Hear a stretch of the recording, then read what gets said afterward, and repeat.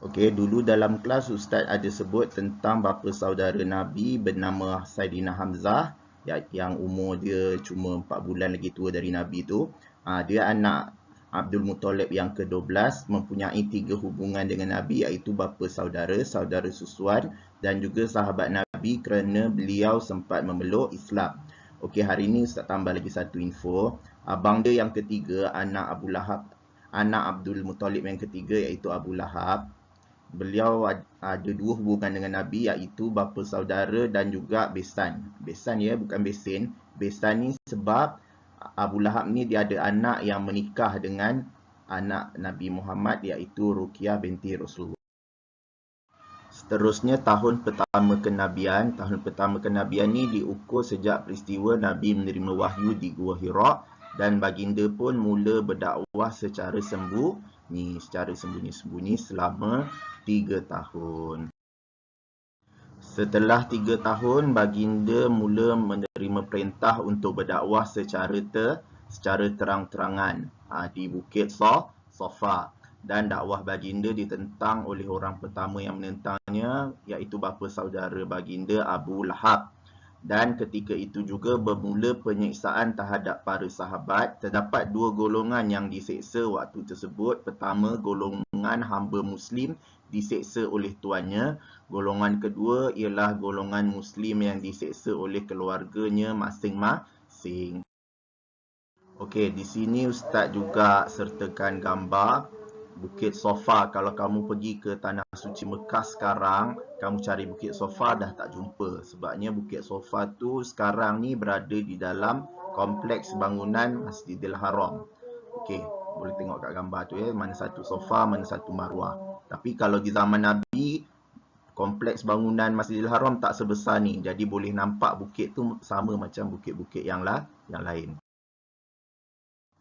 Okey, kemudian kita lanjutkan pula pada tahun kelima kenabian. Tadi Ustaz ada sebut yang Abu Lahab ni juga besan Nabi Muhammad, betul. Sebab anak dia bernama Utbah menikah dengan Ruqyah.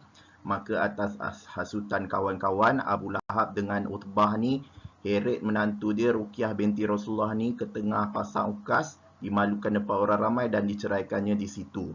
Maka kejadian ni dianggap amat mendukacitakan Nabi dan Ruqyah. Tapi malaikat Jibril datang menjanjikan bahawa Ruqyah ni Allah takdirkan untuk lalui semua tu sebab Allah nak anugerahkan dia suami yang lebih baik.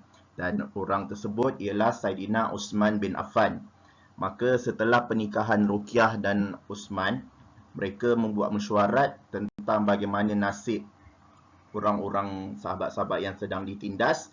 Nabi cadangkan untuk berhijrah ke Habsyah kerana di sana terdapat raja yang adil. Maka Saidina Uthman dia sanggup untuk sponsor tambang kapal, sebabnya negeri Habsyah ni dia ada di seberang lautan dekat benua Afrika. Maka Saidina Uthman ni sanggup menyediakan tambang kapal untuk 12 orang lelaki dan 4 orang perempuan di kalangan para sahabat yang diseksa untuk dibawa berhijrah di sana supaya dapat mengamalkan ajaran Islam dengan aman damai.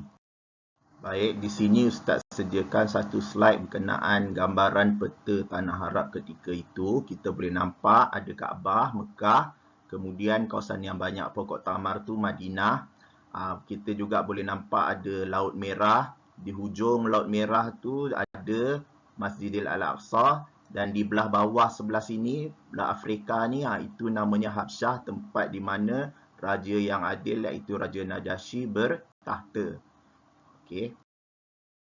Seterusnya kita masuk tahun ke-7 kenabian. Pada orang-orang kafir Quraisy ni, mereka tak puas hati cuma ada 2 golongan di kalangan umat Islam sahaja yang terjejas waktu itu yang dapat mereka seksa.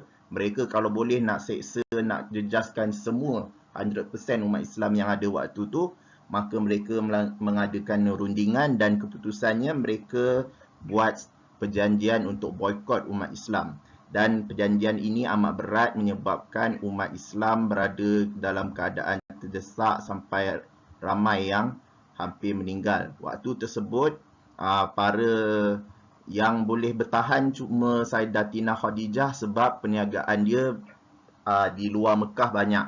Jadi dalam waktu tersebut, Khadijah, Abdul Rahman bin Auf, Uthman bin Affan dan lain-lain ni menyediakan tambang untuk 83 lelaki dan 28 perempuan untuk dihantar berhijrah ke Habsyah untuk teruskan hidup di sana. Kira ini hijrah ke Habsyah kali kedua, dan rombongan kali ini diketuai oleh sepupu Nabi Muhammad bernama Ja'far bin Abi Thalib.